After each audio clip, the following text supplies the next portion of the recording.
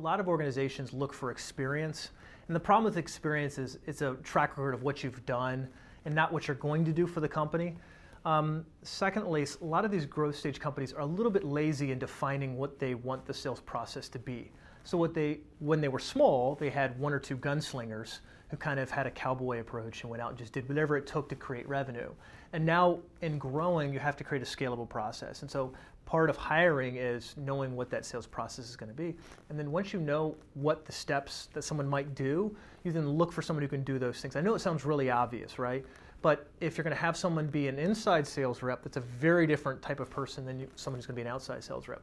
So that being said, when you're actually meeting with somebody, remember this is a salesperson, so they're selling you on them.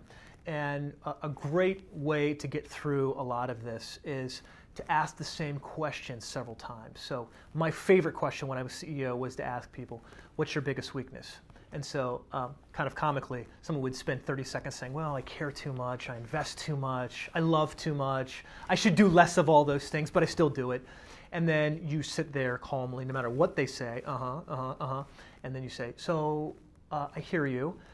What's your second biggest weakness? What you're going to really determine is who that person is in this process. And you're going to find out what they kind of past all the excuses they make, what really is the type of salesperson they are. Another way to do this, the exact same question is when you're hiring somebody, if you're looking for somebody, so if you're in an industry where you need to pound pavement, okay, let's say you need to go door to door, or you need to do that on the phone, or you need to do that with emails, you want maybe a quality of somebody who has achieved success against hard obstacles, right? That's another way to say sales. So you might say to a person, can you give me an example, a recent example, where you had obstacles in front of you and you achieved success in spite of the obstacles? And hear what they say. And then you can say this again. So that sounds fantastic. Can you tell me another example, all with a smile?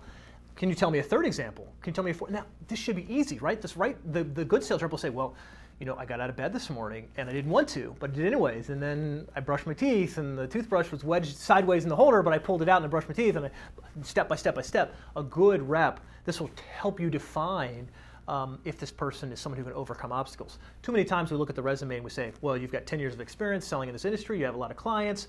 We don't really know if the clients like that person or not. We ask for testimonials, right? And when has a reference ever been, well, this guy's a jerk and he half-asses everything, right? They're always, this guy's incredible, he was 104% of quota. So some of this is we're asking the wrong questions.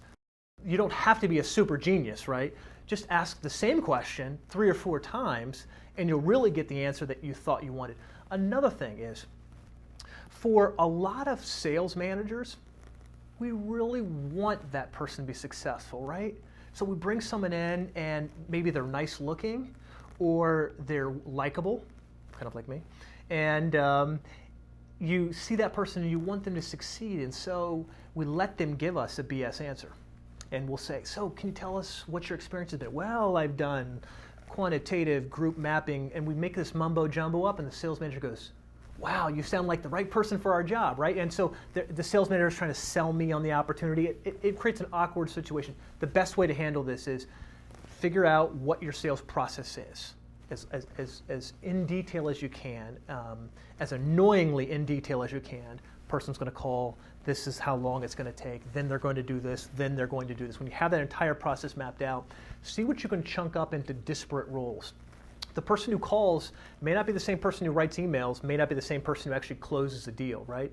So then figure out what the key attributes are for those people, and then interview someone. And when you interview for that person, keep asking the same question. So you're an overcomer. Can you tell me some obstacles you've overcome recently? And another one, and another one, and another. And you really find, it's kind of funny when you're on the other end and you've done it a few times, is it really plays out like this. Right around the 3rd or 4th time you're asking someone kind of sits back and goes, well, here's the real answer. And so you need that honesty, or else you're going to be 90 days in with a rep that you're paying a lot of money to and spending a lot of time with, and realize I've made the biggest mistake of my life.